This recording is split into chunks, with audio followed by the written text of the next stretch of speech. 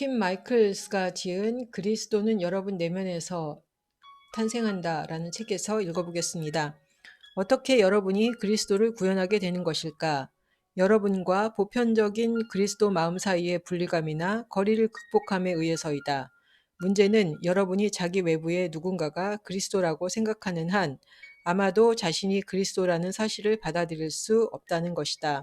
자신의 개인적인 신성을 수용하기 위해서는 그리스도를 자기 바깥에 있는 또는 자기와 동떨어진 어떤 것이나 누군가와 동일시해서는 안 된다. 하나인 상태 속에서 거기에는 분리나 거리는 존재할 수 없는 것이다. 요한복음 10장 30절에 보면 예수님은 나와 아버지는 하나이니라 말씀하셨고, 또한 요한복음 14장 20절에는 그날에는 내가 아버지 안에 너희가 내 안에 내가 너희 안에 있는 것을 너희가 알리라 하면서 예수님과 우리 또한 하나님 아버지 사이에 하나됨, 일체됨을 이야기하고 있습니다. 여기에는 어떤 분리나 거리가 존재할 수 없습니다. 이 관점에서 이 이야기를 살펴보면 되겠습니다. 내가 말하고 있는 요점은 만약 내가 지구상에 있는 어떤 육체적인 모습으로 나타날 경우 그런 출현은 실질적으로 사람들이 자기들의 개인적인 신성을 구현하는 것을 더욱 어렵게 만들 것이다. 여러분은 내가 사람들에게 나의 재림에 관계된 그릇된 모양새에 관해 주의하라고 말했음을 기억할 것이다. 나는 만약 사람들이 그리스도가 여기 저기에 나타났다고 말할 경우 그곳에 가서는 안 된다고 언급했다. 왜 내가 그렇게 말했던 것일까? 왜냐하면 여러분이 그리스도가 자기 외부의 어딘가에서 나타난다고 생각하는 한 그리스도가 자신의 내면에서 출현한다는 것을 받아들일 수 없기 때문이다. 내가 여기서 말하고 있는 것은 그리스도의 재림은 참으로 나의 아버지와 내가 큰 기대를 갖고 학수고대하고 있는 실제적인 사건이라는 것이다. 하지만 진정한 의미의 그리스도의 재림은 그리스도가 예수로 알려진 개인의 형태로 나타나는 사건이 아니다. 즉 그것은 우주적인 그리스도의 마음이 자발적으로 개인적인 신성의 길을 걷는 사람들을 통해 개체화되어 나타나게 되는 사건이다. 다시 말하면 그리스도의 재림은 그리스도가 여러분 내면에서 나타나는 사건이다. 여기서 보면 그리스도의 재림에 관해서 새로운 그 이야기들을 하고 있습니다. 이렇게 이 이야기들을 보면 얼핏 기존의 재림에 관한 메시지와 모순된다고도 볼 수 있다. 그런데 그리스도의 재림에 대해서는 두 가지 측면의 의미가 있습니다. 첫 번째로는 우리 각자 내면의 신성이 발현됨으로써 인류 다수의 집단 의식 속에 보편적인 그리스도가 임재하는 현상. 두 번째로는 예수 그리스도와 같은 특정의 그리스도가 인류 앞에 물리적으로 출현하는 것. 여기서는 그 첫 번째를 강조하고 있는데, 그렇다면 그 두 번째 예수님의 그 물리적 출현은 절대 불가능한 것인가?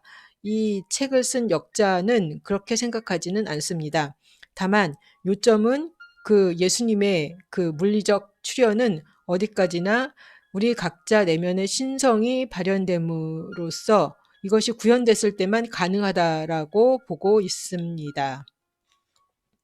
재림이 여러분 내면에서 일어난다는 이런 개념은 신성 모독이 아니다. 그것은 하나님 계획의 매우 큰 부분을 차지하고 있다.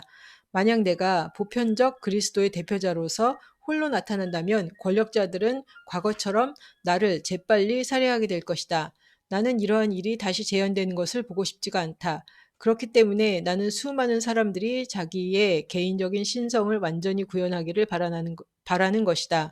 그런 일이 일어난다면 이 지구상의 권력자들은 결코 그들 모두를 살해할 수는 없다.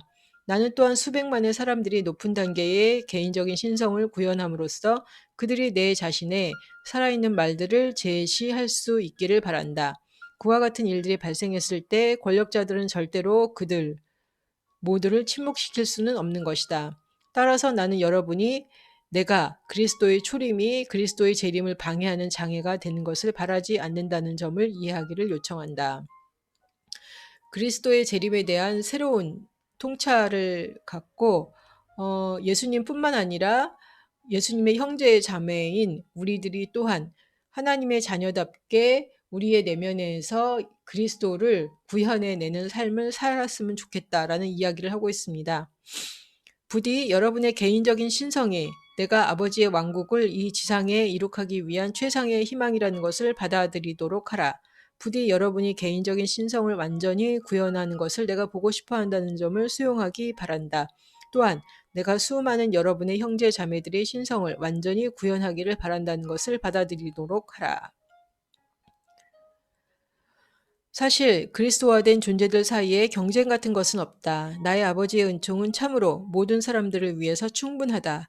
하나님께서 그분 자신을 여러분으로 개체화하셨을 때 하나님은 각자에게 자신의 몫을 주셨다. 하지만 그 무한한 개인의 몫은 여전히 무한하기만 하다. 그러므로 여러분의 형제 자매들을 그리스도로 인정한다고 해서 잃을 것은 아무것도 없다. 하나님은 모든 것이고 하나님은 모든 것 안에 존재하신다. 만약 여러분이 하나님의 일부를 이루고 있다면 하나님의 모든 것에 접근할 수가 있다. 단순히 여러분이 하나님이라는 전체의 한 부분이라는 것을 받아들이도록 하라. 그런 다음 여러분의 형제 자매들 역시도 그 하나님의 전체성의 일부라는 점을 수용하라. 사실 일찍이 만들어진 모든 것은 하나님의 전체성을 이루는 일부이다. 당신은 하나님 존재의 한 부분이다. 고로 하나님의 일부가 하나님과 별개가 될 수는 없는 것이다. 요한복음 14장 12절에 보면 내가 진실로 너희에게 이르노니 나를 믿는 자는 내가 하는 일을 그도 할 것이요 또한 그보다 큰 일도 하리니 이는 내가 아버지께로 감이라. 이 말씀을 이해하는 선상에서 오늘 읽은 부분들을 다시 한번 생각해 보면 조금 더 이해가 갈 것 같습니다.